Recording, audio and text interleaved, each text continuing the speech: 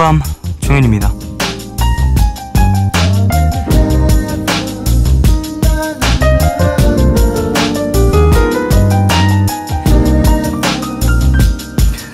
부모는 아이에 대한 책임감을 가지고 인생을 살아갑니다.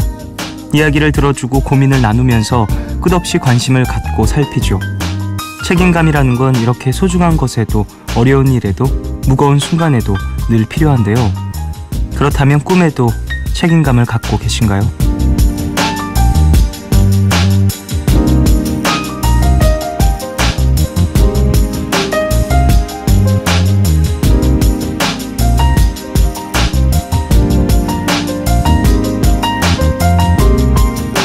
니체가 사람들에게 물은 적이 있답니다.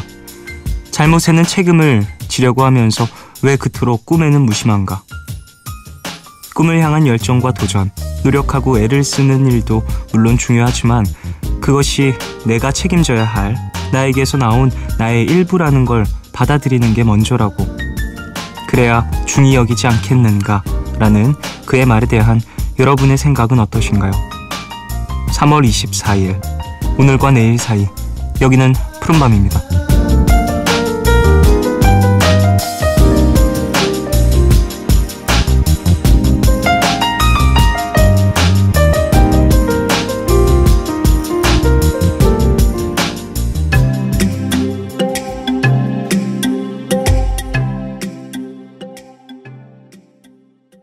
(3월 24일) 금요일 첫 곡으로 들으신 곡은 제이슨 도노반의 Any Dream Will Do 였습니다. 자, 오프닝에서 책임감에 대한 이야기를 했습니다. 실수에는 책임감을 가지면서 왜 나의 꿈에는 무심한가? 라는 이야기를 니체가 했다고 합니다. 어떠세요, 여러분들은? 실수 그리고 나의 꿈, 어느 부분에 조금 더 책임감과 관심 그리고 나의 열정을 쏟고 계십니까? 실수에 나의 어떤 책임을, 무게를 충분히 지려고 자리를 피하지 않는 건 정말 멋진 일이라고 생각을 해요. 예. 그리고 사회를 구성하는 데 있어서, 그리고 내 스스로가 오롯이 나 자신으로서 살아가기 위해서 되게 중요한 관문이라고 생각을 합니다. 누구든 실수를 하기 때문에, 그리고 살아가면서 누군가에게 폐를 끼친 적 있기 때문에 그게 의도한 것이든 의도한 것이 아니든 어떠한 책임을 져야 하는 건 당연한 일이라고 생각을 하고 배움이 또 필요한 부분이라고 생각을 하는데, 꿈에 대한 부분은 저 역시도 되게 무심했었던 것 같다는 생각이 드네요. 꿈을 이루기 위해서 막 열심히 노력하고 그랬던 것들도 분명 있지만 어느 순간 좀 일상 혹은 내가 지금 코앞에 닥친 일을 처리함에 바빠서 조금 이런 것들에 꿈에 반하는 어떤 나의 행동들도 많이 생겼던 것 같다는 생각이 지금 듭니다. 예. 나중에는 분명 그것이 나에게 도움이 되겠지라고 스스로 합리화를 시키긴 했습니다만, 예.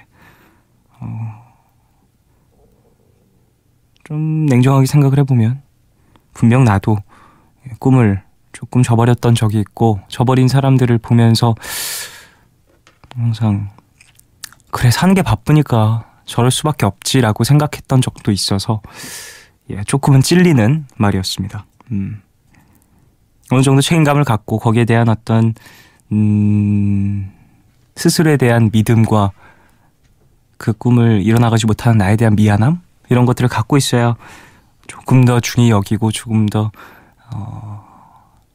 소중함을 느끼고 그럴 수 있겠다라는 생각도 다시 한번 해봅니다. 자, 금요일입니다. 푸른밤 더 라이브 함께하는 날이죠. 오늘은 푸른밤 월요일의 남자 적재씨, 그리고 싱어송라이터 이영훈 씨와 함께합니다.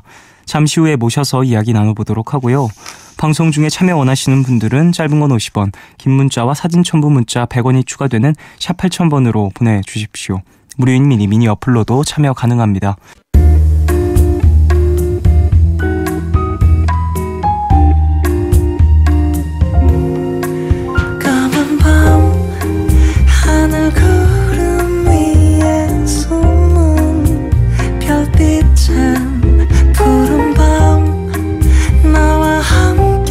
하고파.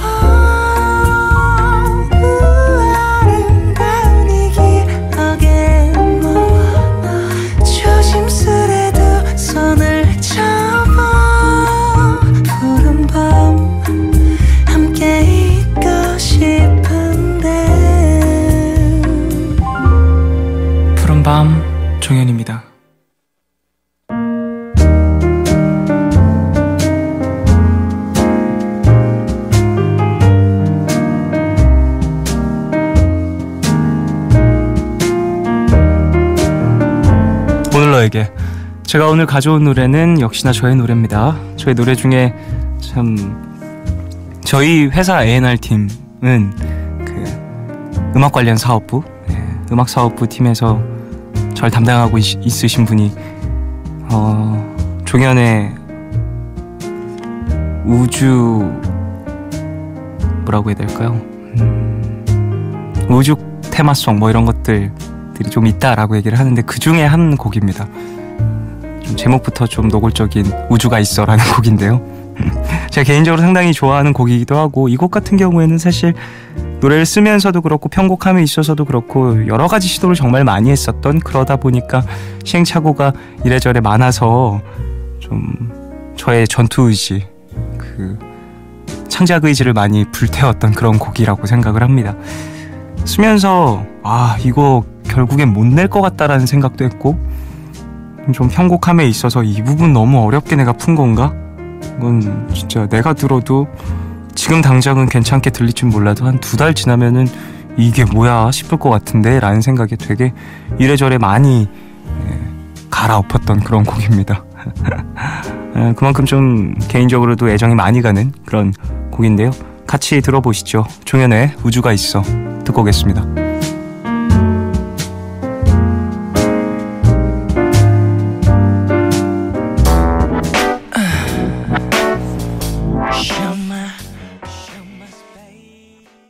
네, 우주가 있어 종현의 노래, 제 노래 듣고 오셨습니다.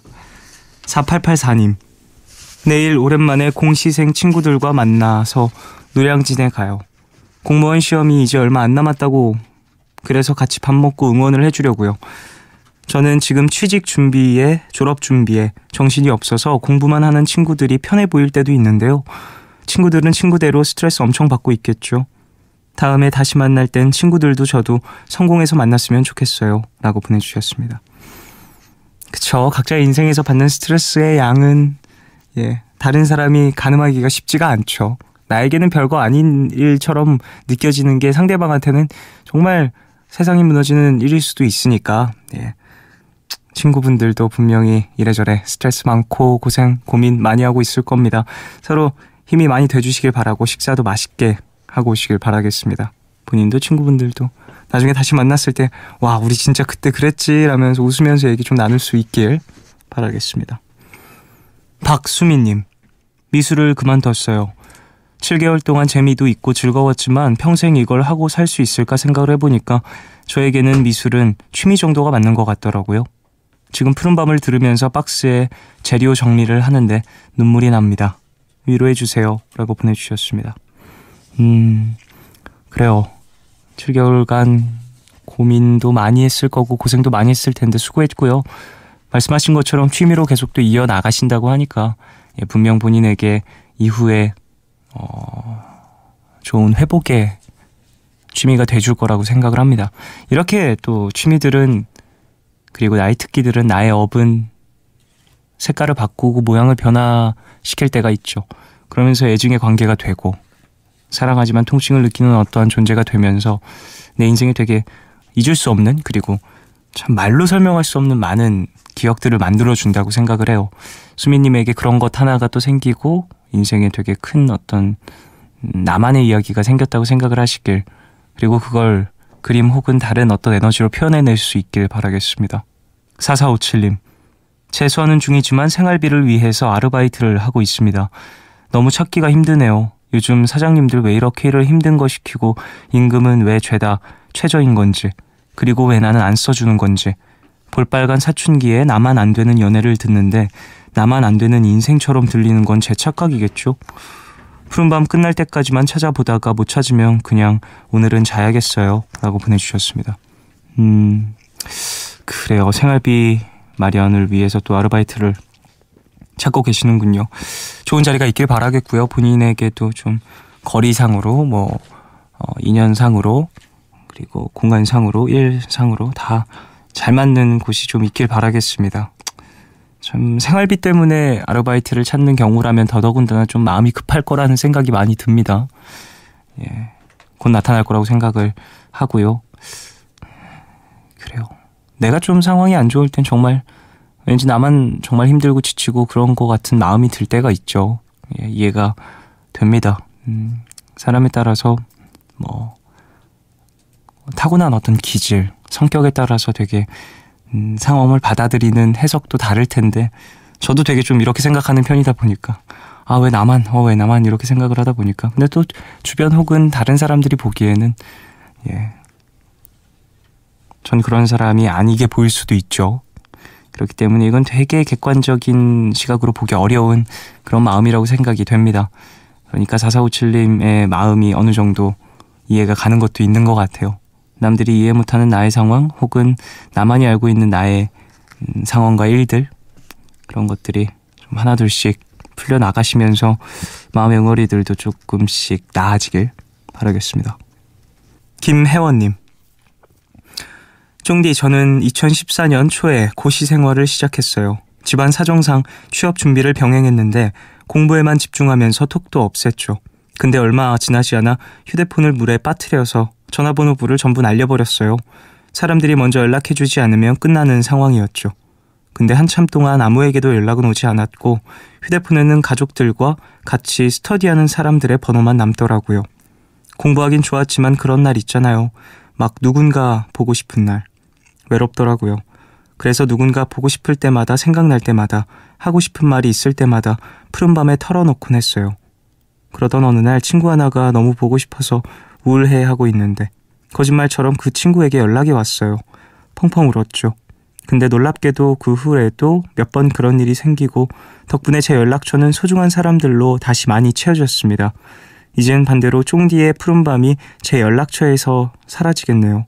곧 있으면 쫑디에게 하고 싶은 이야기가 있어도 쫑디가 보고 싶어도 그런 마음을 전할 방도가 없겠죠.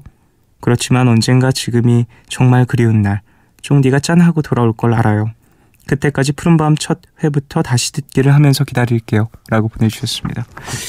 그래요, 감사합니다. 네, 좀 오랜 시간 푸른밤과 함께 해주시면서 저와 많은 이야기들을 나누시고 그간 또 본인의 인생에서 여러 이야기들이 쌓이고 쌓여서 푸른밤이 큰 의미가 있을 거란 생각이 듭니다. 저에게도 마찬가지고요. 저에게도 상당히 큰 의미가 있는 그런 공간이고 시간입니다만 얘기를 드린 것처럼 또 제가 이 시간이 아니더라도 분명히 또 라디오에서 여러분과 이야기를 나눌 수 있는 순간이 있을 겁니다. 곧 올 거라고 생각을 하고요. 그때가 되면 또 지금 그때 진짜 정말 난리였죠 우리. 그때 하차 발표하고 정말 한 3주 동안 정말 사연자분 보내주신 많은 분들 그리고 저 다들 이래저래 고생 많았었죠. 이런 얘기를 웃으면서 또 할 수 있게 그때 또 혜원씨도 함께 해주신다면 보내주신 사연들로 또 많은 이야기를 나누길, 그리고 지금 취업 준비와 병행을 하고 계시는 고시 생활 좋은 결과 만들어서 그때 참 서로 많은 힘을 얻었었지라고 얘기할 수 있었으면 합니다. 자, 노래 한 곡 들을까요? 제프 버클리의 Last Goodbye 들을 텐데요. 푸른밤 종일입니다. 3주년 기념 앨범 가운데 수록되어 있는 곡입니다. 60년대 포크송의 아이콘 팀 버클리의 아들이고요. 생전에 단 한 장의 앨범만을 남기고 요절한 비혼의 천재 뮤지션으로 불리죠. 제프 버클리의 Last Goodbye 듣고 오겠습니다.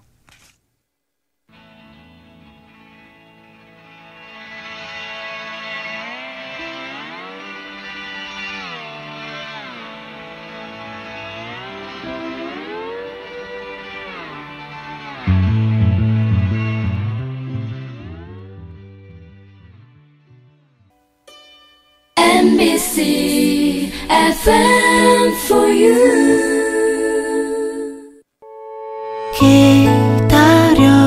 기다려줄래? 깊고 푸른 밤 하루의 고단함 내가 다 안아줄게. 푸른밤 종현입니다.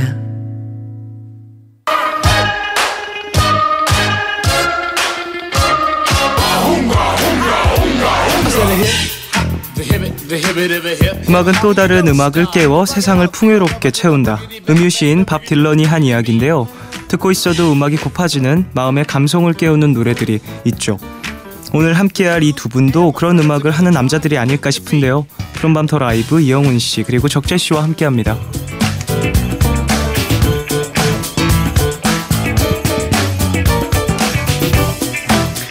네, 뮤지션이 사랑하는 뮤지션이죠. 겨우내 잠들어 있던 우리 안의 감성을 녹이러 온 두 남자입니다. 나란히 기타를 메고 온 두 남자 싱어송라이터 적재 씨 그리고 이영훈 씨 어서 오십시오. 안녕하세요. 안녕하세요. 안녕하십니까. 반갑습니다. 와 진짜 한 분은 정말 오랜만에 한 분은 정말 자주 뵌 그런 두 분입니다. 네. 안녕하십니까. 예, 안녕하세요. 잘 지내셨어요 이영훈 씨? 네, 잘 지냈습니다. 네, 사실 푸른밤에서 특집 방송 때도 함께 하신 적이 있었고 그 전에도 또 라이브 코너로도 함께 해주신 적이 있고 그때마다 참 라이브를 너무 잘 들어서 제가 이제 작가분들에게도 많이 이야기를 해드렸던 또 뵙고 싶다. 참 음악이 너무너무 라이브 듣기 좋은 그런 분인 것 같다. 이 시간에 너무 참 잘 어울린다라는 이야기를 했었었는데 오늘 또 뵙게 됐습니다. 정말 오랜만에 반갑습니다. 예. 자, 적재 씨. 네. 아하, 항상 코너로 그러니까요. 자주 뵀다가 또 네. 오늘은 이제 음악 이야기를 많이 나눌 수 있는 물론 거기서도 많이 나눴지만 오늘은 네. 또 라이브도 함께 준비를 해주시겠죠. 네. 좀 어떠십니까 감회가?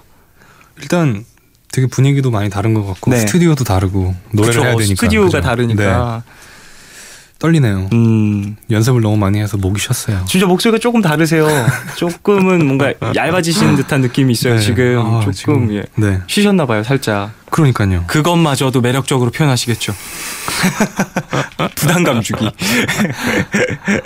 어쨌거나 그래요. 이영훈 씨, 적재 씨와 함께하고 있습니다. 적재 씨 같은 경우에는 이 시간에 뭐 하시고 계시는지 뭐 자주 이야기를 나눴었어가지고 네. 뭐 근데 좀 앨범 나오고 조금 바뀐 패턴이 있으신가요? 똑같아요. 그래요. 네. 별로 바뀐 게 없이 너무 똑같아서 네. 약간 당황스럽긴 한데 활동 같은 것들은 조금 어떤 식으로 진행되시는지. 그냥 뭐 이제 그 요즘에 너무 인터넷 개인 방송 같은 것들이 네네네. 잘 돼 있잖아요. 그런 것들 이제 뭐 앨범 나왔으니까 팬분들하고 이렇게 그런 거 몇 번 정도 하고 네. 뭐 딱히 공연 계획은 사실 없고요. 아직은 네, 없고 그래서 정말 똑같은 기타리스트의 일상을 보내고 있어요. 그러면 이제 사실 제가 이제 코너를 하면서 네. 자주 뵀던 적재 씨는 네. 앨범 나오기 전과 앨범 나오기 후는 아니거든요. 지금 얼굴 안색이 달라요. 아 정말요? 예, 얼마나 아 저 같은 경우에는 느꼈다니까요. 딱 보고 앨범 나와서 이제 얼굴이 조금 편해지셨구나. 확실히 스트레스를 덜 받는 건 있는 것 같아요. 다행이에요. 네. 적재 씨 같은 경우에는 참 예민한 그런 또 그렇죠. 부분이 있다 보니까 또 네. 음악적인 부분에서 치열하시잖아요. 그러니까 그런 부분에서 좀 많이 그쵸. 지쳤을까봐 걱정이 됐는데 네. 또 이제 또 앨범이 발매가 되고 네. 좀 그런 이런 방송들이 좀 활기가 되길 바라겠습니다. 그러니까요. 예, 네, 그래야죠. 다행입니다. 네. 그래서 또 이렇게 열심히 연습을 또 해와 주셨군요. 그러니까요. 목소리가 좀 이상하죠. 보통과는 조금 다른 느낌이 있는데 네. 이것도 되게 매력적인데요. 잘 한번 해볼게요. 잘 어울릴 것 같아요. 이 노래 별 보러 가자라는 제목과. 자, 이영훈 씨 안녕하십니까? 네, 안녕하세요. 인사가 조금 늦어졌습니다만 이영훈 씨 그간 좀 어떻게 지내셨어요? 저는 작년 12월부터 네네. 2월까지 한 달에 한 곡씩 네네. 발매를 했고요. 네. 그 다음에 그 발매 뭐 기념하는 공연도 마치고 네, 요즘에는 그냥 작업 계속 하고 있습니다. 상당히 바쁜 시간이었을 것 같아요. 한 달에 한 곡이라는 게 사실 보통 일이 아니지 않습니까? 네. 그래도 뭐 그때그때 쓴 곡도 있지만 전에 써놓은 곡들도 있어서 그렇게 엄청 바쁘고 그러진 않았어요. 그래도 또 이제 작업을 끊임없이 했다라는 네. 것에도 본인에게 상당히 큰 좀 의미가 있었을 것 같습니다. 네, 뭔가 이게 결과물들이 나오니까 뭐 계속 했다라는 걸 증명할 수 있어서 그냥 마음이 편했습니다. 그렇군요. 뭐 공연 같은 건 좀 어떻게 진행을 하셨는지 여쭤보고도 싶은데.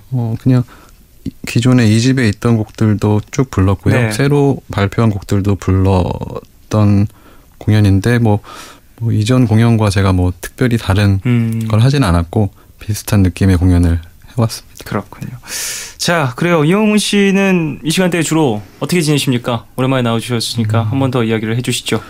이 시간에는 보통은 집에 있는데요. 또 어느 정도는 어떤 날에는 요즘에 볼링을 그래요? 네, 재밌게 치고 있어서 볼링장에 있을 시간일 거예요. 그래요? 네. 되게 자주 가시나 봐요. 네, 자주 갑니다. 그런데 그 손가락 괜찮으세요? 손톱?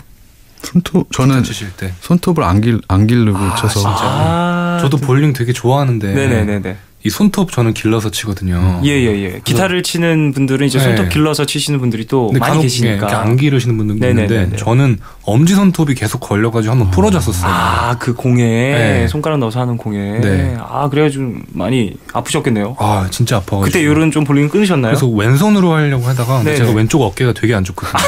아, 이럴 수가. 아이고, 아 공교롭게도. 네, 그래서 못 치고 있어요. 아, 그렇군요. 네. 참 좀 같은 기타리스트, 같은 분야에서 그러니까요. 좀 음악을 네. 하고 계십니다만 다른 색상의 두 분과 함께 이야기를 나누고 있습니다. 자, 그래요. 자, 지금 이제 3월 24일입니다. 네. 3월이 거의 다 갔어요. 4월이 이제 코앞이고 이제 뭐 거의 봄이다라고도 얘기할 수 있을 것 같은데 이 계절 어떻게 보십니까? 이제 뭔가 좋게 봐야죠. 피어나는 그런 뭔가 피어나는 그런 계절이라고도 볼 수 있고 아 그렇죠. 새롭게 막 네. 생명이 피어나는 그런 계절이라고도 얘기를 할 수 있는데 두 분에게 좀 어떤 계절로 다가올지. 저 같은 경우는 항상 벚꽃 피는 시즌에 맞춰서 네. 밤에 늦게 사람 없을 때 이렇게 보러 가는 거 좋아하거든요. 아, 벚꽃 밤에 보면 예쁘죠. 네. 그러니까 너무 다들 보러 갈 때 보러 가니까 낮에는 사실 이렇게 너무 힘들고 이렇게 사람들도 많이 있고 그러다 보니까 파도 휩쓸려 다니는 것처럼 길거리를 다녀야 되잖아요. 네네. 그래서 밤에 늦게 새벽에 이렇게 가면은 진짜 예쁘더라고요. 그 불빛들하고 가로등하고. 맞아요. 네. 전 여의도 쪽 그 MBC 여의도에 있었을 때 그 올림픽대로 타면서 네. 봤었었는데 거기 앞이 진짜 예뻐요. 기가 막혀요. 네. 거기가. 저는 퇴근하면서 라디오 끝나고 퇴근하면서 네. 그렇게 매니저랑 로맨틱한 이야기를 많이 나눴어요. 남자였는데 지금 생각하면 왜 그렇게까지 그런 얘기를 했나 그 매니저랑 이런 생각도 드는데 어쨌든 네. 예쁘죠. 그만큼 그러니까요. 남자 둘이서 피곤한 새벽 2시에 퇴근길에서도 로맨틱한 얘기를 그렇죠. 하게 만드는 하게 엄청난 만드는. 뷰. 네. 예. 그래서 자주 보러 가요. 매년 벚꽃 필 때마다 안 놓치려고 하는 편이에요. 그렇군요. 네. 이영훈 씨는 좀 어떠세요? 저는 일단 기본적으로 활동적인 사람이 아니어서요. 네네. 지금 봄을 물어보신 건가요? 그렇죠. 네. 봄이 어떤 좀 의미를 갖고 있는지. 봄이 오면 조금 부담스러워요. 그 계절이. 아, 그래요? 뭔가 움직여야 될 것 같고 네네네. 새로운 걸 시작해야 될 것 같고 그래서 저는 그냥 늘 하던 대로 하는 게 좋은데 괜한 계절이 주는 부담감이 좀 있어서 변화 좀 강요하는 듯한 느낌도 들고 네. 사실 봄 되면 다들 힘냅시다 화이팅 새롭게 시작합시다 뭐 이런 분위기들이 좀 조성이 되잖아요. 네. 물론 나한테 막 하라고 막 그러는 건 아니지만 다들 그러니까 나도 왠지 움직여야 될 것 같은 부담감 이런 게 휩싸일 때가 분명히 또 있는 것 같습니다. 혹시 저의 이런 활기참이 부담스러우신가요? 아니, 너무 좋습니다. 그냥 다행입니다. 그땐 좀 톤을 다운 시키려 했어요. 그러시라고 하면 또 게스트 분들에게 또 편안함을 드리는 게 DJ의 목표인데. 약간 네. 그 원래 월요일마다 하던 그거랑 네. 다른 느낌이 있는 것 같긴 해요. 아, 맞아요. 예, 굉장히 예. 밝으신데요. 예, 맞아요. 왜냐하면 게스트 분들과 자주 뵙는 분들과는 또 할 때는 저의 어떤 농담이라든지 네. 이런 것들이 조금 더 수용이 되겠지만 뭐 자주 못 뵙는 처음 뵙는 혹은 오랜만에 뵙는 분들에게 저의 어떠한 농담이 들어갔을 때 서로 놀랄 때가 있거든요. 네. 난 그런 의미로 한 게 아닌데 저 사람 나한테 왜 그러지? 이럴 때가 있어요. 네. 그래서 그러면 안 되겠구나 싶어서 조금 더 사회형 가면을 쓰고 지금 DJ로서 진행을 하고 있습니다. 어쨌든 자, 그래요. 오늘 방송 좀 음악 얘기를 되게 많이 나눌 건데요. 네. 두 분의 신곡 이야기부터 좀 해봅시다. 먼저 이영훈 씨, 작년 12월부터 쭉쭉쭉 한 달에 한 곡씩 세 곡을 발표를 하신 거죠? 네. 예.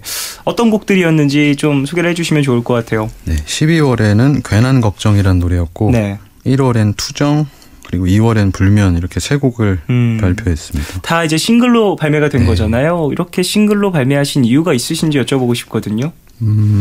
일단 그 곡이 만들어졌을 때 그때의 기분과 그 지나고 나서의 기분이 많이 다르잖아요. 그렇죠. 네, 근데 만들었을 때의 그때의 기분이 가장 뭐 상쾌하고 좋아서 바로 내는 것도 좋았던 이유였고, 네.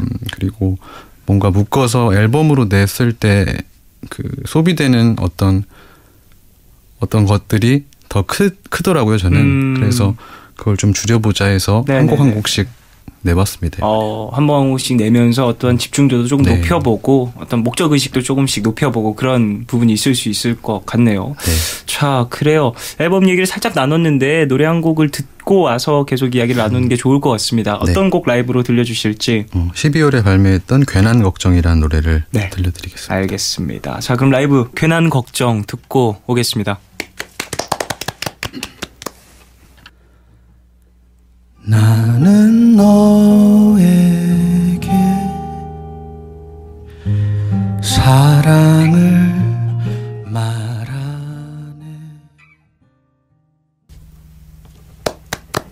네, 이영훈의 괜한 와. 걱정 들었습니다. 이왕과 너무 잘 어울리는 예술이네요. 그런 노래죠. 네. 와, 이영훈 씨는 사실 라이브 딱 들으면요, 저번에도 제가 좀 여운을 가장 많이 전하고 싶어서 제가 참을 수 있을 만큼 참아요. 박수를. 이제 라이브로 이제 눈앞에서 보시는 분들은 더더군다나 제 마음을 조금 더 이해를 하실 것 같은데 참 좀 아깝습니다. 보이는 라디오가 아니어서. 그러게요. 예. 저는 이영훈 씨 음악 자주 들었는데 네네. 그 들으면서 기타를 어떻게 치시나 궁금했었거든요. 네. 왜냐면 노래를 항상 그 라인을 기타로 따라가시더라고요. 네네. 그래서 같이 기타 치는 입장에서 되게 가볍게 연주를 너무 잘하셔가지고 네. 계속 뚫어져라 쳐다봤어요. 예술이네요. 너무 좋죠. 네, 너무 좋아요. 잘 들었습니다, 이영훈 씨. 참 이 노래의 가사도 또 얘기를 안 할 수가 없을 것 같습니다. 제가 가사를 쭉 보면서 이제 들었는데, 야, 참 많은 사람들이 사랑을 할 때 좀 하는 걱정들, 시작을 할 때, 사랑에 빠져버렸을 때 하는 걱정들을 조금 이렇게 풀어낸 건 또 아닐까. 괜한 걱정을 하는 모습들, 그런 것들을 뭐 예를 들면 만나기 시작하면서 누군가를 사랑하게 됐을 때 이 사람과 헤어지면 어떡하지 라는 괜한 걱정을 먼저 시작하면서 참 관계가 커지는 거를 가끔은 스스로 막기도 하고 그렇잖아요. 그렇죠. 뭐 그런 마음들이 좀 담겨있는 가사라고 저는 해석을 했는데요. 네, 맞고요. 그냥 제목이 전해주는 그 괜한 그 말이 딱 그냥 그 노래의 어떤 전체를 설명해주는 제목입니다. 근데 뭐 사담인데요. 네. 이 노래는 제가 제주도에 갔을 때 건너편 숙소인지 집인지 모르겠는데요. 창문이 이렇게 열려 있었는데 그 창틀 위에 식용유가 이렇게 올려져 있는데 네. 그 식용유 뚜껑이 며칠째 계속 열려 있더라고요. 예. 그래서 저거 식용유 저것도 상하면 어떡하나 이렇게 생각하다가 내가 괜한 걱정을 하고 있구나. 네, 그런 생각도 하면서 만들었던. 참 일상적인 얘기가 이렇게 또 음악으로 예술적으로 잘 승화가 됩니다. 그러게요. 적재 씨도 뭐 이런 것도 경험해 보신 적 있죠? 저요. 식용유에 버금갈 만한 그게 말이에요. 없는 것 같아요. 저도 지금 저도 생각을 해보는데 이 버금갈 만한 어떤 얘기가 없을까? 저는 지금 갑자기 전투 의지가 막 불러일으켜집니다. 식용유, 바퀴벌레 어때요? 전 바퀴벌레 보면서 곡을 썼던 적이 한 번 있는데. 정말요? 예. 종현 씨 앨범에 들어가 있나요? 예. 이제 아직 안 나오는데 곧 나올 거예요. 예. 바퀴벌레 보면서. 저것들도 애인이 있는데 나는 없어? 이러면서 그렇게 좀 썼었던 기억이 나는데. 지고 싶지 않은데. 예, 바퀴벌레와 식용유를 이길 만한 것이 또 떠오른다면 해주시기 바라겠습니다. 근데 제주도 여행을 다녀오셨어요? 네, 그때 그냥 곡이 잘 안 써질 때가 종종 있는데요. 그냥 이번엔 좀 다른 곳에서 한번 써보자 싶어서 가장 쉽게 갈 수 있는 곳이 제주도여서 그때 가봤습니다. 며칠 정도? 그때 3박 4일 정도. 그래도 그렇게 긴 일정은 또 아니었다 그러고도 볼 수 있을 것 같아요. 곡을 쓰기 위해 떠난 어떤 여정이라고 하면 좀 길게 생각을 했었었는데. 저는 그러니까 집이 아닌 다른 곳에서 생활하는 것은 3박 4일 이상은 힘들더라고요. 그럴 수 있죠. 그게 최대입니다. 그렇군요. 제주도에서 또 작업을 하셨다. 그래요. 다른 공간에서 곡을 쓰는 것도 참 좋은 일이죠. 그래요. 12월, 1월, 2월까지 세 곡을 발매하셨는데 괜한 걱정이란 곡이 첫 번째로 나온 이유가 있을까요? 제일 처음에 만들어서 제일 처음에 내봤어요. 깔끔하군요. 네. 알겠습니다. 자, 그래요. 괜한 걱정까지 라이브로 들어봤고요. 이제 또 적재 씨에 대한 얘기도 좀 나눠봐야죠. 네. 적재 씨 앨범 나왔습니다. 박수. 감사합니다. 너무 잘 들었어요. 절반짜리 앨범이라서 미니 앨범. 네, 뭐 미니 앨범 정도. 볼 수 있겠죠.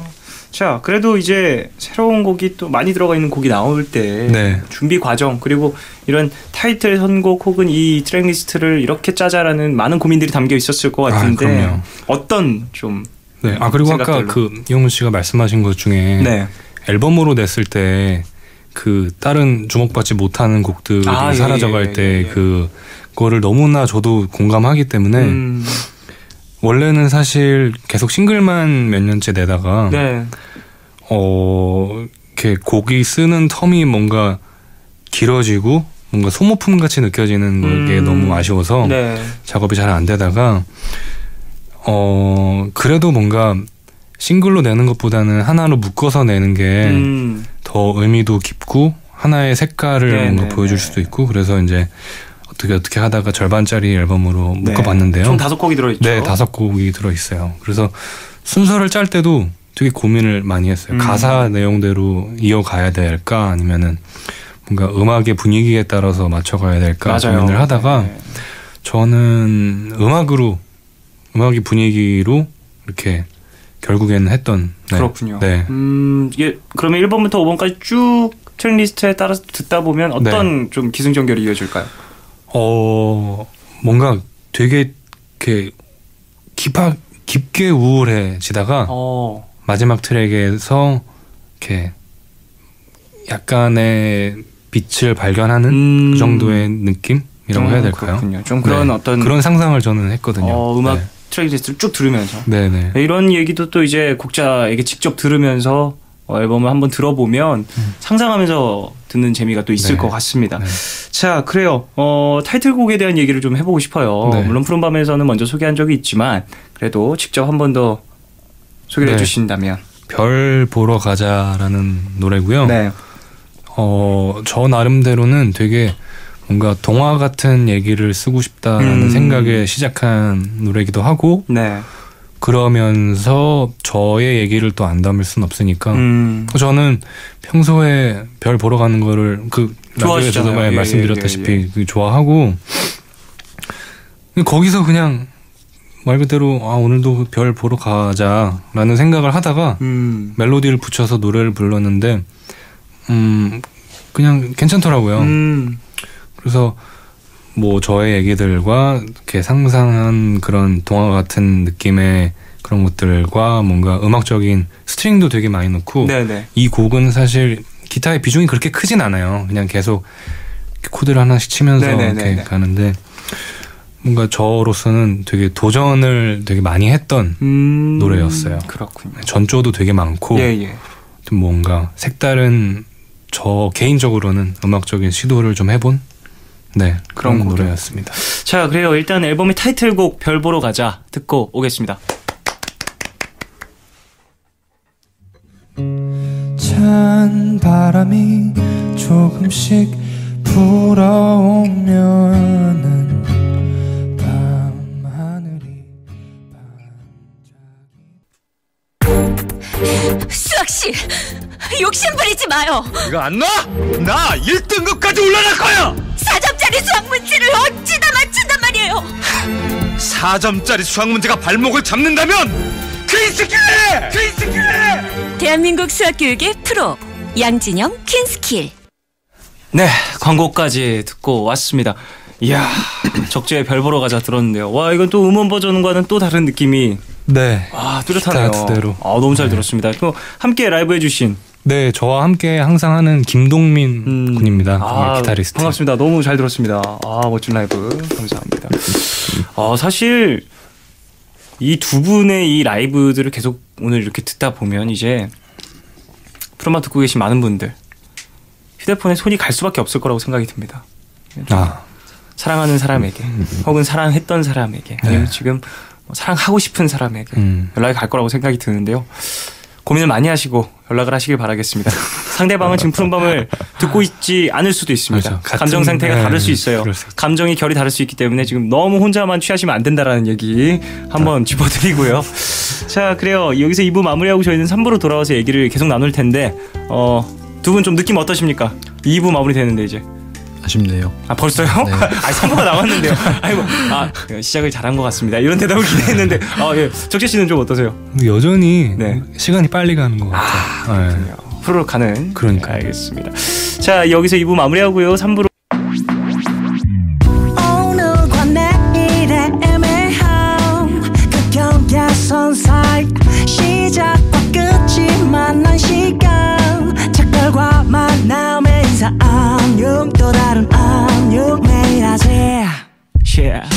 널 보면 넌 푸른 밤을 상상하네 널 보면 넌 푸른 밤을 상상하고 들어줄래 네 듣기에 내가 속삭여줄게 마치 보석을 담은 듯 반짝빛이 나는 푸른 밤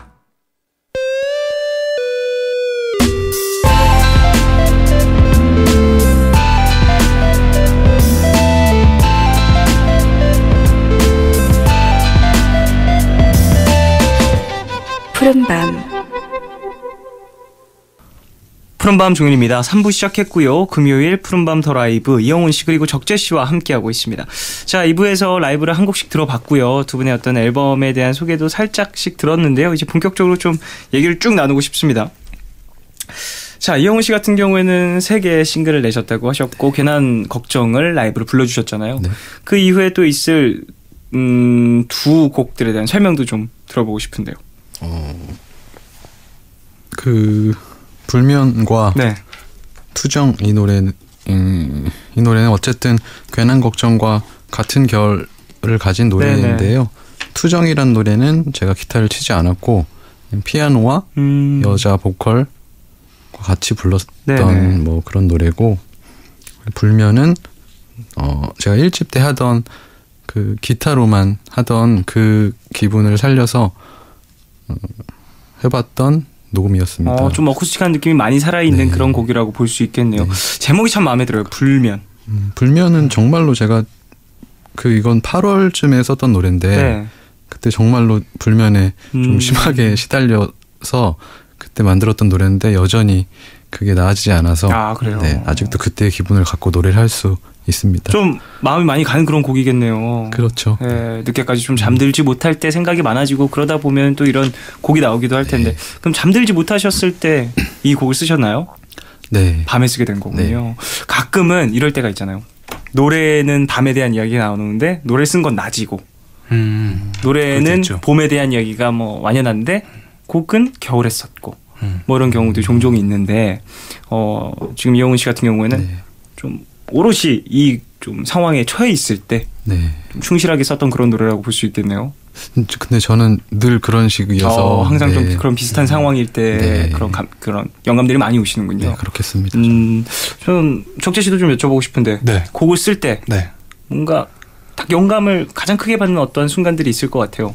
저도 근데 사실 생각해보면 거의 밤인 것 같아요. 근데 거의 대다수 뮤지션들이 그렇겠지만 그러겠죠. 예, 밤에 많이들 쓰지 않을까 싶습니다. 조용하고 뭐 이렇게 어두울 때 그때 가장 영감을 많이 받는 것 이번 앨범에서는 가장 좀 뭐랄까 시간이 좀 많이 걸렸다거나 혹은 나를 애를 먹였다라 하는 곡은 저 그 두 번째 곡 앨범 제목하고 동명인 노래 Fine이라는 곡인데 예예. 1절까지는 정말 그 후룩 썼어요. 갑자기 어느 날 가사와 멜로디 이런 게 한 번에 떠오를 때가 있잖아요. 그렇죠, 그렇죠. 한 번에 떠오를 때가 있어서 확 후룩 써놓고서 제 개인적으로 너무 좋은 거예요, 이 노래가. 그래서 앨범을 약간 요런 느낌, 요런 색깔로 만들고 싶다. 그래서 더 파인이라는 곡에 대한 집착이 강해져서 그런지 곡을 완성을 못 하겠더라고요. 그런 경우가 있어요. 네. 시작은 쉬었으나 네. 끝으로 가면 갈수록 어떻게 마무리해야 될지 그렇죠. 모르겠네. 그래서 그 편곡도 엄청 데모 버전도 너무 많고 그렇군요. 가사도 너무 많고 악기를 막 이걸 넣었다가 저걸 넣었다가 해보기도 하고 그래서 정말 저도 좋아하는 노래이긴 하지만 애증에 날 고생시키게 했던 너무 고생해요. 가끔은 이런 곡들 만나다가 좀 돌파를 못하겠다 싶을 때 네. 저는 떠올리는 방법이 어떻게 하세요? 페이드아웃 시킬까? 라는 생각을 하는데 근데 아직까지는 제가 제 노래 중에 페이드아웃 시킨 노래가 아직은 없어요. 아 정말요? 네, 생각을 한 적은 있습니다. 아이씨 이거 어떻게 딴딴딴 하면서 못 끝나겠는데 그냥 페이드아웃 시킬까? 그죠. 그러다가 아니야. 그럼 또 자존심이 좀 건드려져서 다시 좀 작업열을 올리는 경우가 있는데 뭐 사람에 따라 좀 작업관이 좀 다르긴 그렇죠, 하니까요. 그렇죠. 예, 저는 그렇게 생각을 합니다. 페이드아웃 시킬까를 대입시켜보고 그게 가능하면 이 곡에 대한 애정이 내가 좀 적은 거다라고 하면서 스스로 채찍질을 좀 가하는 편. 예, 저는 재생해서 이제 페이드아웃 곡을 절대 쓰지 않을 거예요. 못 쓰겠죠. 저는 페이드아웃을 좋아하거든요. 그렇죠. 사람 따라 또 좋아하는 방식들이 다르니까. 꽤 많은 곡들이 페이드아웃인데 그런 거 좋아요. 그러니까 한 방에 페이드아웃 되지 않고 서서히 악기 하나는 나만 있는데 다른 악기가 먼저 페이드아웃. 저는 그걸 페이드아웃을 안 쳐요. 그래요? 그거는 페이드아웃이 아니에요. 뭐가 하나 남아 있었으니까 마지막까지 뭐가 이게 끝맺음을 해주잖아요. 근데 그것마저도 저는 페이드아웃 되거든요. 남은 악기 하나마저도. 그래서 두 번의 페이드아웃을 하는 걸 되게 좋아하거든요. 그것도 이게 장치로 이렇게 본인만의 어떤 스타일을 만들고 계시는 거군요. 네. 제가 지금까지 썼던 것 중에는 악기들만 다 빠지고 이제 보컬만 남았었던 페이드아웃 이런 건 좀 써봤습니다. 네네네. 그런 거 좋죠. 그런 것도 되게 재밌었어가지고 나중에는 제가 좀 융통성이 생긴다면 페이드아웃 곡도 쓰게 되겠죠. 자, 그리고 이용훈 씨 같은 경우에는 좀 어떠세요? 뭐 이런 음악 이야기를 좀 많이 나누고 있는 지금 이 방송이잖아요. 네. 좀 본인만의 어떤 영감을 좀 통증이라든지 즐거움이라든지 이런 것들로 많이 승화시킨다라고 얘기를 해주셨는데 스스로 내가 겪고 있는 것들 뭐 이런 것들을 시작하게 된 나이대 그리고 계기 이런 것도 여쭤보고 싶어요. 예전에 한번 얘기를 해주시긴 했는데 네, 저도 뭐 1년에 한 번씩 정도 얘기하는 것 같은데 네. 그 고등학교 다닐 때 알게 된 선생님이 한 분 계셨는데요. 그 선생님이 음악을 하고 계셔가지고 마침 제가 그분의 영향을 받았고 그리고 졸업하고 나서 이제 20살 조금 넘어서 어떤 여자아이 하나 만났는데요. 제가 짝사랑하던 사람이었습니다. 근데 잘 안 돼 가지고 이제 이제 좋아하겠다는 널 좋아한다라는 말은 했는데 이제 좋아하지 않겠다라는 말도 해야 되는 게 아닐까 싶었거든요. 그때 저는. 그래서 그 말 대신 노래로 만들었던 게 있는데 그때가 아마 제가 곡을 처음 썼을 거예요. 그 곡과 뭐 이것저것 3곡 정도를 선생님한테 가서 제가 이런 노래를 처음 써봤는데 한번 들어보세요 했더니 선생님이 다 듣고 나서 영훈아 계속 음악 해줘 이렇게 해서 그때부터 그냥 네 이러고서 계속해서 음악을 하게 됐습니다. 참 어찌 보면 이용훈 씨에게는 본인의 언어인 거죠. 음악을 만들고 대화를 나누는 어떤 창구가 될 수 있는 나의 마음을 좀 더 본격적으로 표현하는 어떤 그런 하나의 표현 수단으로도 자리를 잡은 시작점이 아닐까 하는 생각도 듭니다. 적재 씨는 좀 어떠세요? 언제 처음 시작을 딱 하셨는지? 저는 저도 중학교 때부터 이제 학교 밴드부로 시작을 했는데 저는 그냥 멋있어 보이고 싶어서. 저도요. 저도요. 사랑받고 싶어서. 날 좀 좋아해줬으면 좋겠어서. 기타를 친구가 치는데 너무 멋있더라고요. 그렇죠. 저도 밴드부였습니다. 저도 기타 치고 싶고 보컬하고 싶었어요. 근데 자리가 없더라고요. 그죠. 전 베이스였어요. 보통 이제 자리가 없으면 베이스로 가요. 그렇게 밀려난다고 하죠. 그렇게 밀려나서 베이스로 갔었습니다. 베이스를 제가 그렇게 2년 반이나 열심히 쳤네요. 2년 반이나요? 그러다 보컬로 전향했어요. 결국에. 잘하셨네요. 그랬습니다. 어쨌든 자 그래요. 적재 씨 음악에 대해서 조원선 씨가 이런 얘기를 하셨더라고요. 적재에겐 기타리스트 이상의 그 무언가가 있을 줄 알았다. 적재의 음악에는 그만의 냄새가 있다. 이렇게도 표현을 해주셨습니다. 조원선 씨께서. 이 얘기를 직접 한번 들어보신 적 있으신지? 아니요. 이미 알고 계셨었는지 이 얘기를 해주신. 저 처음 봐요. 진짜. 그래요. 적재 씨 그러면 조원선 씨와는 어떤 인연이? 사실 막 그렇게 친분이 막 있고 하진 않는데 1집 만들 때 그 한마디라는 노래를 만들면서 뭔가 여성 보컬과 함께 부르고 싶다라는 생각을 하다가 옛날에 한번 이제 제가 기타로 연주자로 갔고 원선 선배님은 이렇게 보컬로 오신 적이 있으세요. 그렇군요. 그때 한번 뵙고 전혀 뵌 적이 없는데 뭔가 이분의 목소리가 이렇게 있으면 좋겠다라는 생각을 하고서 그렇군요. 그냥 SNS로 다이렉트 정말요? 메시지로 그렇게 좀 인연을 만드셨군요. 혹시 제가 이런 앨범 만들고 있는데 도와주실 수 있으신가요? 이렇게 했는데 너무 흔쾌히 해주셔가지고 네, 진짜 좋았어요. 아, 또 그만큼 또 적재 씨의 음악을 네. 귀 기울여 듣고 계셨다는 의미가 될 수 있을 것 같습니다. 네. 그리고 또 이영훈 씨의 음악을 네. 선우정아 씨께서 네. 이렇게 얘기를 하셨다고 하네요. 이영훈의 음악은 밤이 너무 힘들다. 듣고 있으면 내가 원하지 않아도 나와 마주 보게 된다. 이렇게 또 얘기를 해주셨다고 하는데 너무나도 공감이 됩니다. 이영훈 씨 음악은 정말 힘들어요. 그러니까 듣고 있으면 마음이 너무 뭔가 억장이 무너진다고 하죠. 그런 기분이 많이 드는 곡들이 많아서 아니 다 그래요. 죄송합니다. 이렇게 표현 제가 그런 거 어떡하겠습니까? 억장이 무너지는데 제 억장이 듣고 있으면. 그리고 라이브 하는 모습을 보면 그리고 이제 눈앞에서 보면 진짜 그 표현력이 더 와닿는 것 같아요. 그리고 눈빛이 굉장히 우수에 젖어 계시고 맞아요.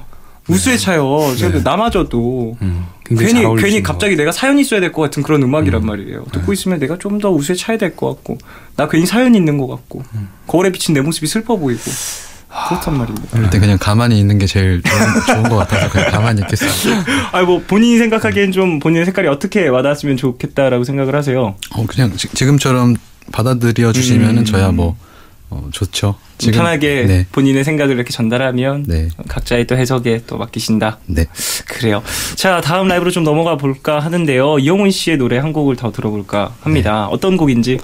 이번 할 곡은 이 집에 있는 타이틀곡 네, 일종의 고백이란 노래. 아, 이 노래 너무 좋죠. 네. 자, 이 노래 그러면 듣고 와서 계속 이야기를 나누도록 하겠습니다.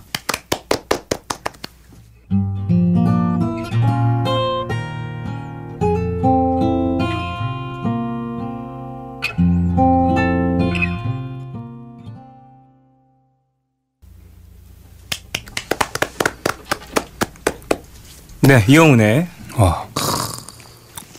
일종의 예술이네요. 고백. 네. 이런 고백을 해야 된다면 얼마나 마음이 나중에 돌아봤을 때 미어질까요? 이런 가사 정말 억장이 무너집니다. 억장이 무너진다는 게 무슨 말인지 아시겠죠? 적재 씨. 들으시면은 다 아시지 않을까요? 다 들으시는 분들도 다 지금 억장이 무너지고 있습니다. 전 가사를 보면서 또 다시 한번 들었는데 네. 자, 이를테면 계절 같은 것에 취해 널 사랑한다고. 이 부분이 진짜 어느 계절에 취하신 건가요, 대체? 이 노래를 쓰실 때. 너무 오래돼서 이제 기억도 잘 안 나네요. 주로 그럼 어느 계절에 취하세요? 저는 계절을 특별히 타지 않아서 그때 마침 그 계절이었을 어떤 계절이었을 거고 그 계절을 탔을 겁니다. 그렇군요. 적재 씨 좀 여쭤보고 싶어요. 특별한 네. 계절을 타거나 뭐 그런 시기가 있나요? 계절이 아니더라도 어떤 시기 뭐 혹은 나만의 어떤 징크스를 나타내는 환경. 저는 그냥 여름만 아니면 되는 것 같습니다. 그러면 여름에 조금 안 좋나요? 제가 일이 잘 안 되고 몸에 열이 많아가지고 땀이 태양인이세요? 네, 태양인이에요. 그렇군요. 네. 좀 태양인 느낌이었어요. 예. 네. 딱 아시나요? 네네. 그 땀이 너무 나서 뭘 해도 잘 안 돼요. 아, 여름에 네. 좋지 않군요. 네, 좋지 않아요. 그럼 겨울을 좀 좋아하시나요? 겨울, 봄, 가을, 여름 빼고 다 좋아합니다. 그렇군요. 네. 저랑 좀 비슷한데 저는 봄도 안 좋아합니다. 봄은 왜요? 그냥요.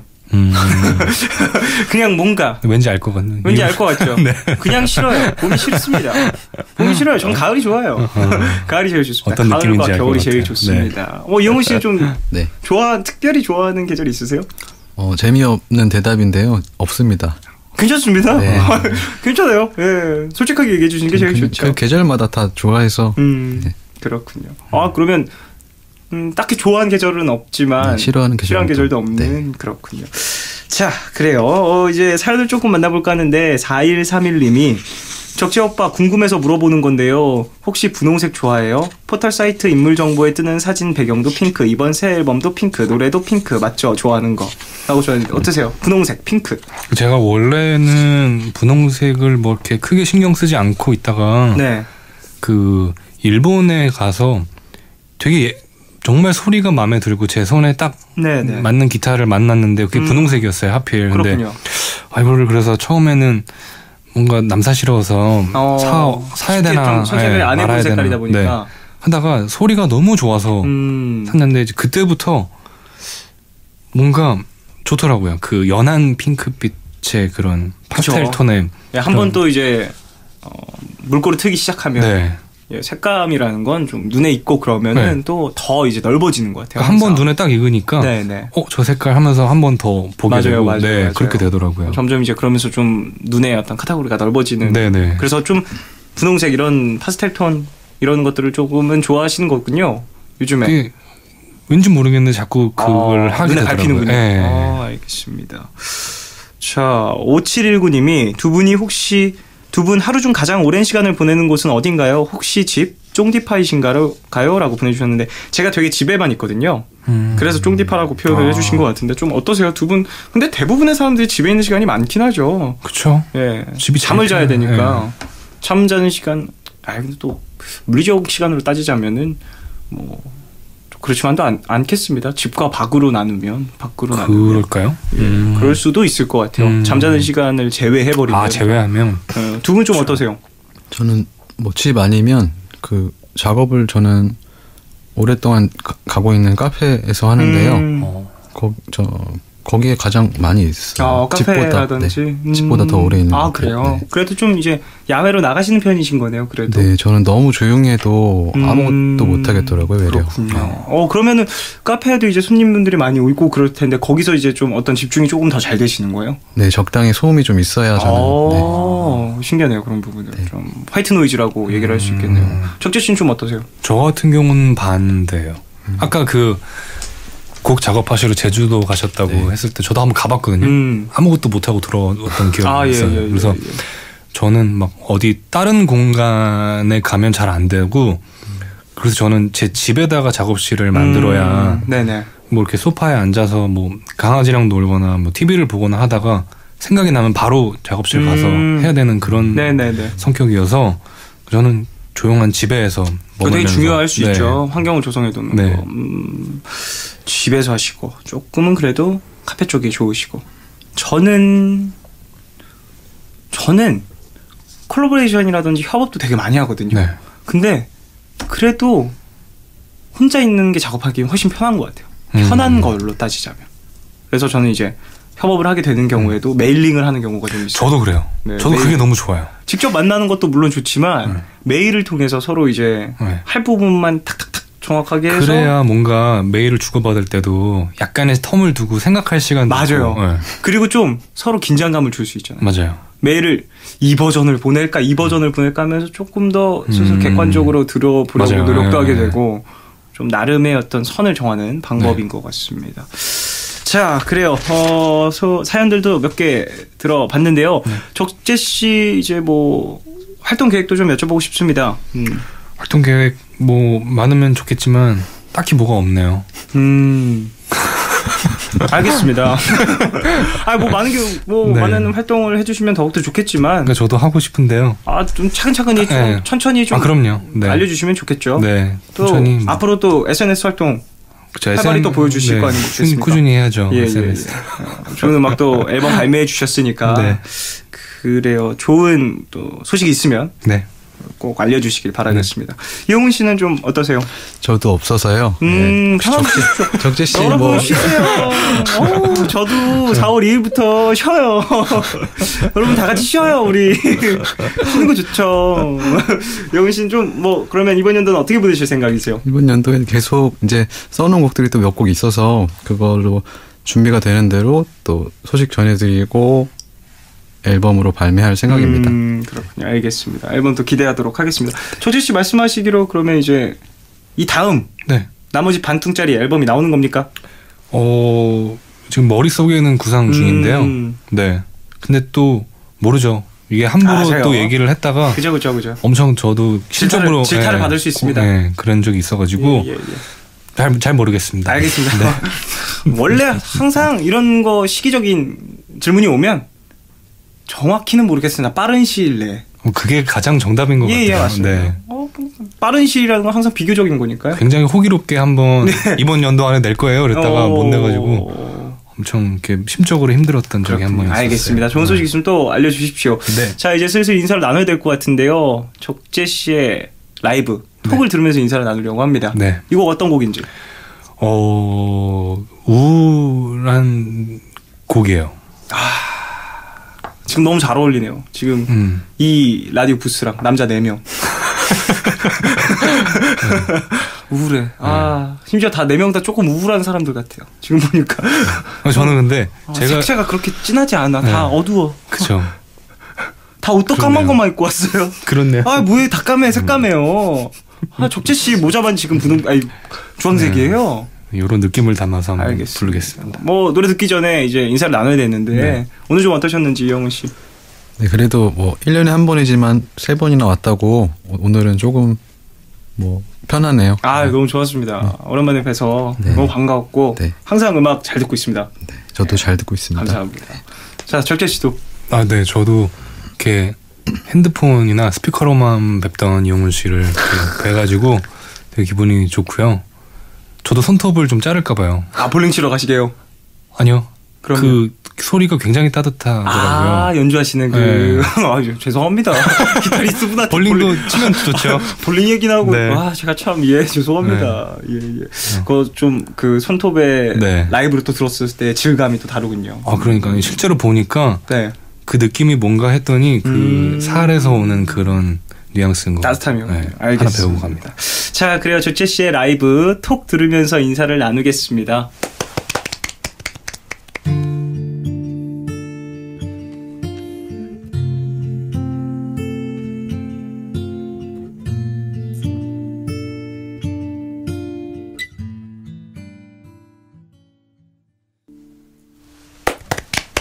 잘 들었습니다.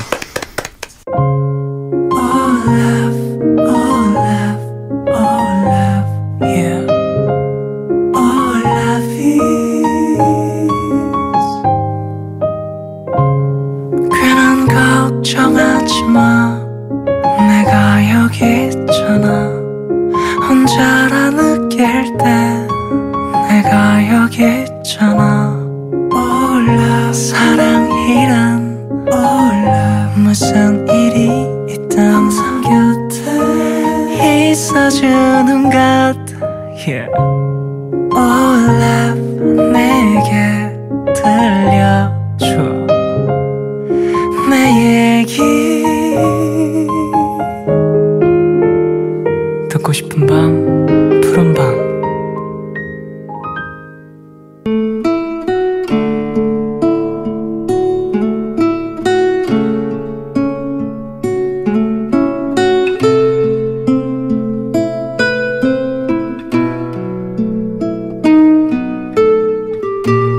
지난 1월 면접관으로 지원자였던 그녀를 처음 만났다.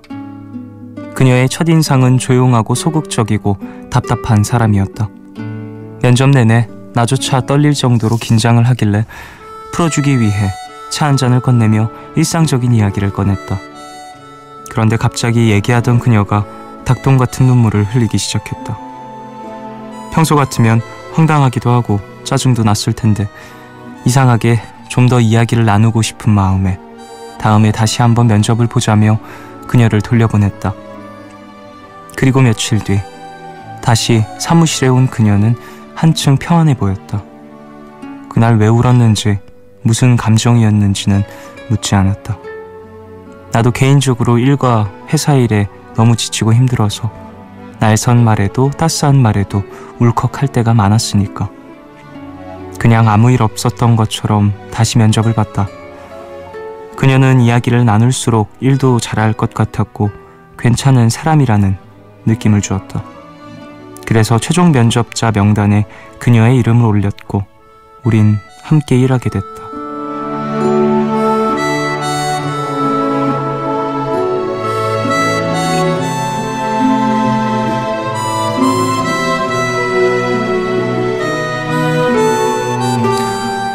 한 달이 조금 넘는 시간 동안 그녀는 내가 생각했던 것 이상으로 일도 잘하고 밝고 모두와 잘 어울렸다. 게다가 나와 취미와 성격도 비슷해서 정말 좋은 동료가 되었다. 그런 그녀가 며칠 전 나에게 톡을 보내왔다. 팀장님, 면접날 주책맞게 울어서 끝일 줄 알았는데 한 번 더 보자는 말에 귀를 의심했고 정말 고마웠어요. 팀장님은 저한테 선물 같은 분이에요. 처음엔 내가 면접 볼 기회를 한 번 더 줬던 게 그녀에게 큰 도움을 준 거라고 생각을 했다.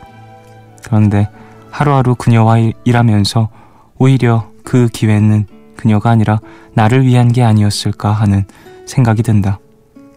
의지할 수 있고 힘이 되는 인생의 커다란 선물을 얻게 되었으니까.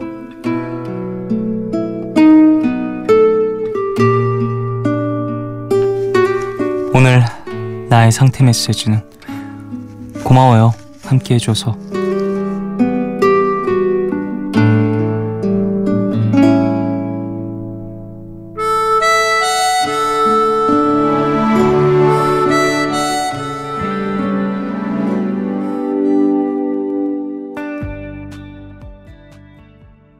하루의 끝, 오늘은 익명을 요청하신 K님의 사연으로 소개를 해드렸고요.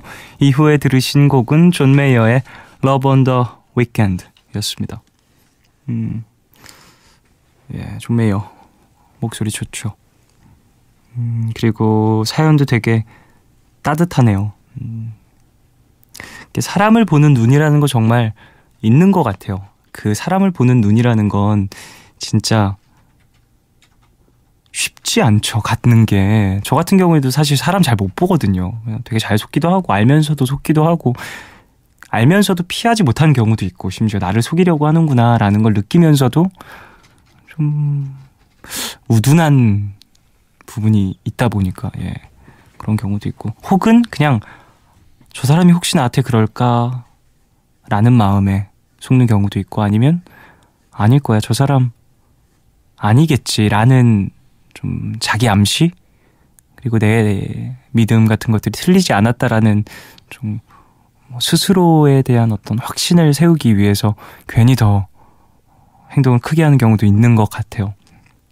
근데 사연자분 같은 경우에는 그 눈이 정말 잘 예민하게 발달이 된 분이다 보니까 상대방에게도 나에게도 정말 가장 좋은 선택을 할 수 있었던 사람이 아닐까라는 생각도 듭니다.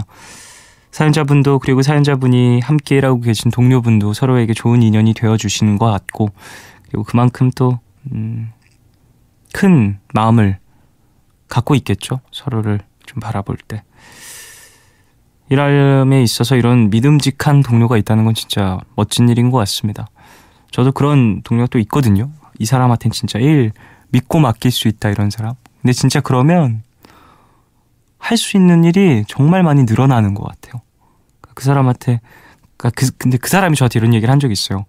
아니 제가 이제 회사 관련된 A&R 팀인데 그분께서 이제 저를 작가님이라고 부르시기도 하고 이번에 이제 뭐 앨범 준비하면서 작업을 하면서 저한테 프로듀서님 이렇게 장난을 식으로 부르시는데 옛날에는 뭐 가수님, 작가님, 프로듀서님, 곡자님 뭐 등등등 괜히 님을 붙여서 상황에 맞춰서 얘기를 하시는데 이번에 아니 프로듀서님 곡을 쓰시고 작업을 하시면서 계속 그렇게 저한테 고르라고 하시면 저한테 픽을 하라고 하시면 초이스를 하라고 하시면 어떻게 해요. 열심히 해주세요. 저한테 그러셨어요. 근데 그게 다 믿어서 그런 거예요 하면서 장난스럽게 넘겼었는데 그게 다 믿어서 그쪽을 믿어서 그러는 거예요.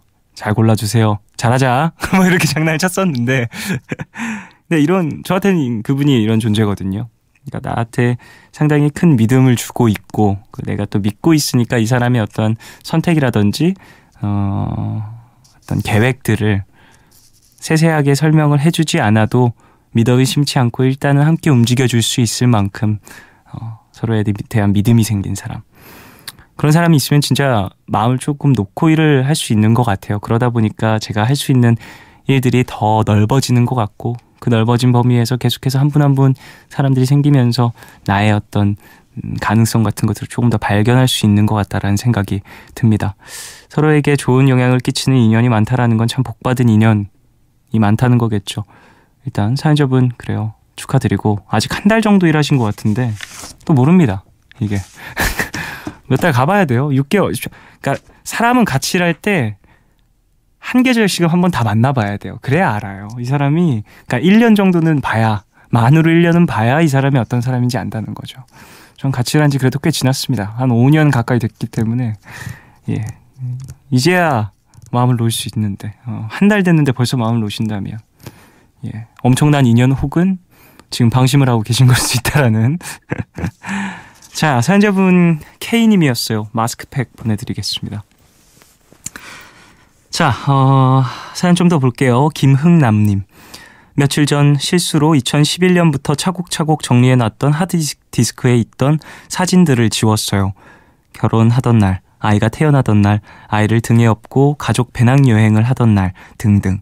그 시간들이 기억에서 사라진 것 같아서 속상하고 아이에게도 미안하더라고요. 그런데 이틀 동안 각고의 노력 끝에 복구에 성공했습니다. 추억이 되살아난 것 같아서 행복해요. 다들 이런 경험 있으시죠? 라고 보내주셨습니다. 아, 백업의 생활아, 정말, 예. 이제는 이런 일상적인 것들도 다 디지털화 되기 때문에 정말 중요한 일인 것 같아요. 예. 얼마 전에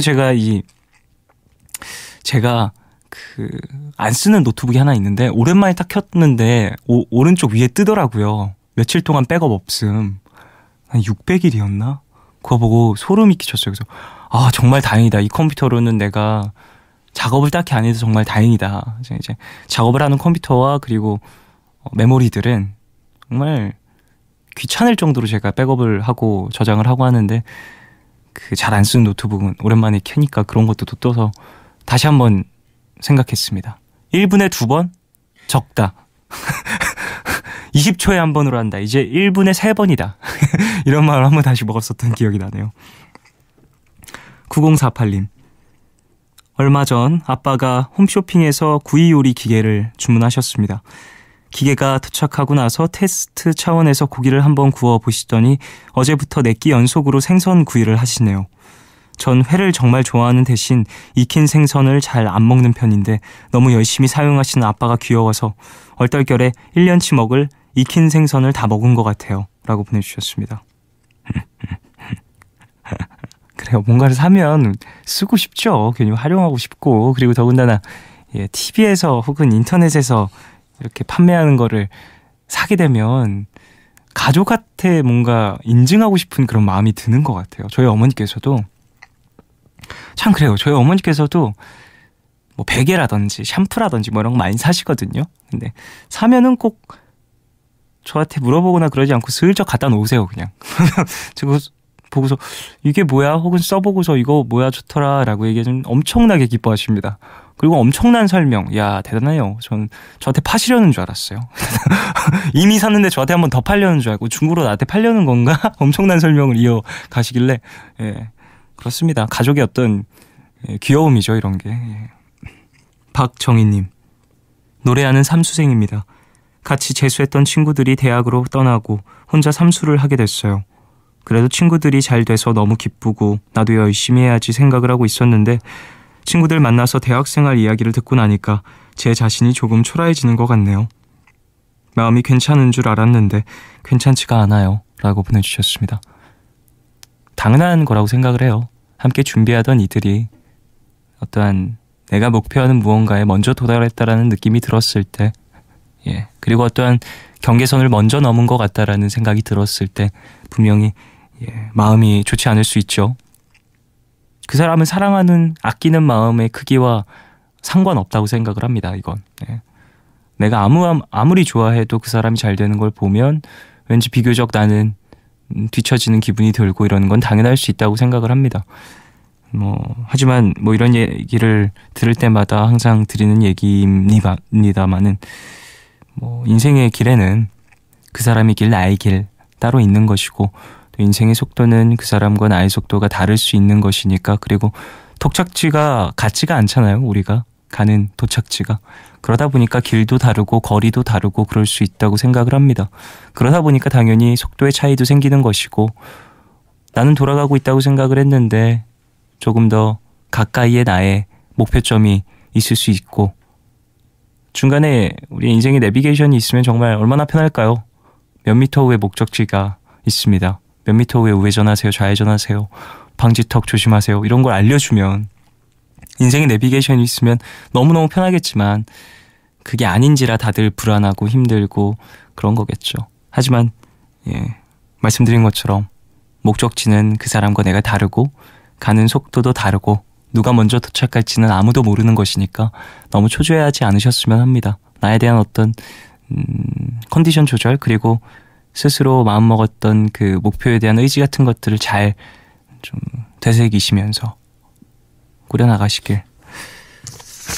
자, 노래 들을까요? 정준일의 바램 그리고 빌리 어코스티의 웃자고 한 얘기 두 곡 듣고 오겠습니다.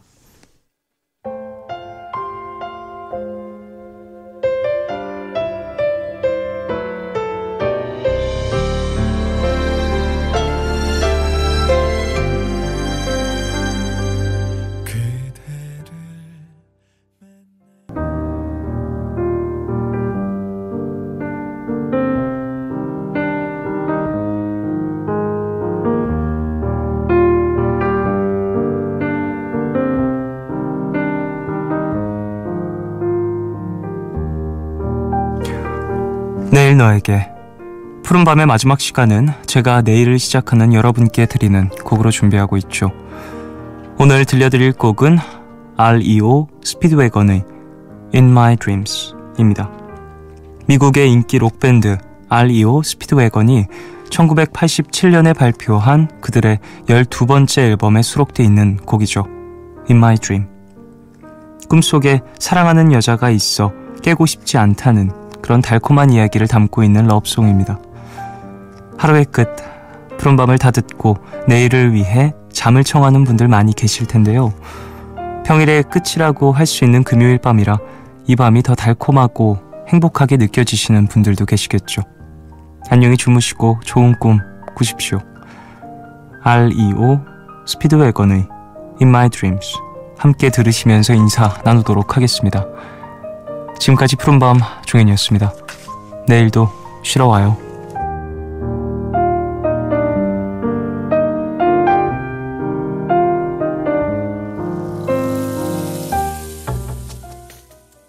또 돌아오도록 하겠습니다.